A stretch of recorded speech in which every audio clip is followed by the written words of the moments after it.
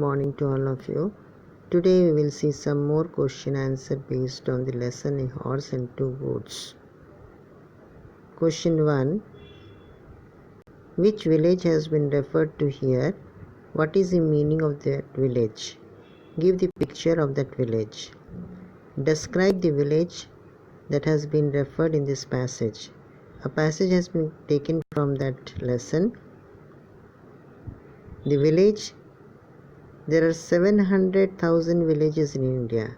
The village referred here is Kritam, that hardly finds a place on the map and is supposed to be the teeniest one, which is indicated by a microscopic dot on the survey map of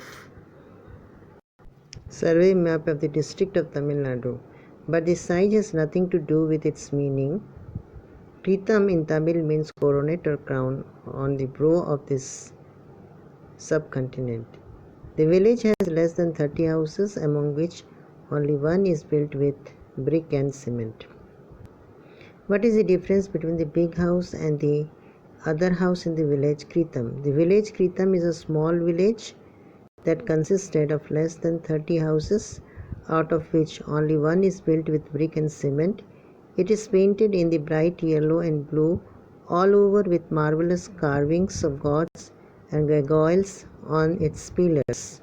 This is a big house. The other houses are distributed in 4 streets that are made up of bamboo thatch, straw, mud and other material. Number 3. What was Munni's daily routine? How many cattle did he have to have in his prosperous days? Munni lived in an extremely small village of Tamil Nadu named Kritam. His house was last in the 4th street, beyond which there were stretched fields. He had once a flock of 40 sheep and goats in his prosperous days, and he used to set out daily morning for grazing them to the highway a couple of miles away. There was a clay statue of a horse where he would sit on its pedestal while his cattle grazed around. He had a crook at the end of the bamboo pole and snapped foliage from the avenue trees to feed his flock. He collected the bundle of sticks and carried them home for fuel. Question 4. How did Munni's wife carry out their daily household chores? What did she give Munni for breakfast? Munni's wife was a homely woman. Her work included preparing meals for her husband and herself and doing various kinds of works at the big house to run her home. In the morning, she lit the domestic fire, boiled water in a mud pot, put some millet flour in it, added salt and then gave it to Munni as the first nourishment for the day. She handed him the packed lunch when he started out, and it was the same millet cooked into a little ball which he used to eat with raw onion at midday. Which line shows that Munni and his wife were leading a life of extreme poverty, or what was the economic condition of Munni's family? Munni and his wife were living a miserable life where they had only a handful of millet to satisfy their appetite both the times of the day. His stock of cattle had also come down from 40 to 2 goats. There was a drumstick tree in front of his house from which he could shake down drumstick occasionally. He was tired of eating the boiled leaves of the tree with salt, so on a particular day when he got 6 drumsticks, he showed his desire to cook them in sauce, but his wife displayed her inability as they had nothing at home to prepare the sauce for the drumstick. Now extract 2.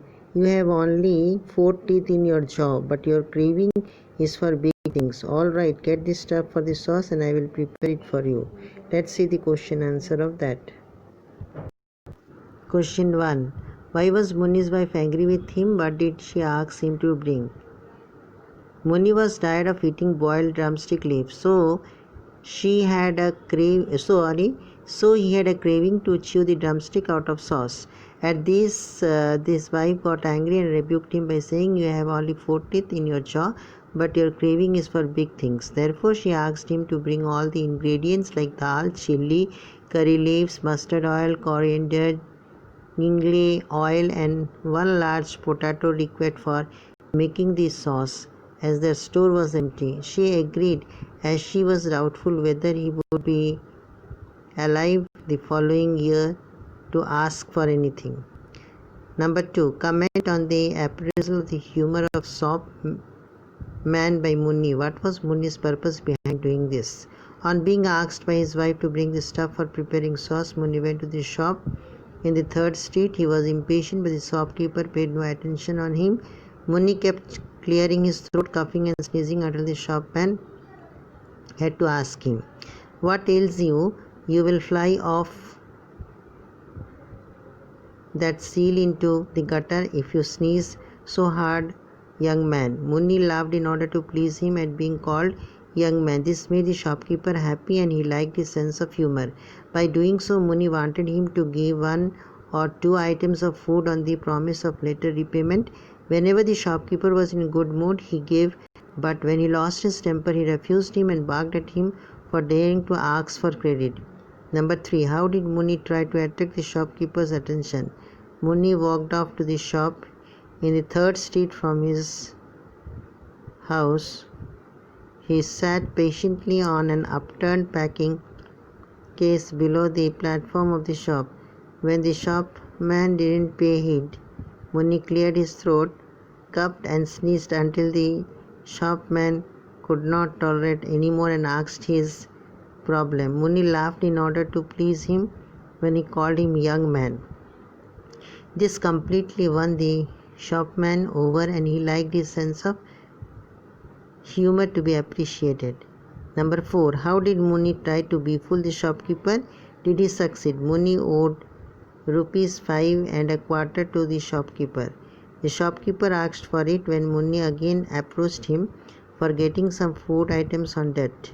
At this, Munni replied that he would pay off the debt on the first day the next month when his daughter would send him the money on his birthday. As the shopkeeper was very well aware of his tact, he asked him his age and caught him red-handed, saying that he had already celebrated his birthday like a few weeks ago. Munni did not succeed as the shopkeeper denied giving him anything.